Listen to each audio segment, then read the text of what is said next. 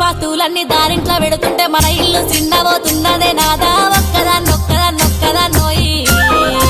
ఒక్కదాన్నుండలేను అరుగు మీద వండలేను సక్కంగా మన ఇల్లు దొక్కోయి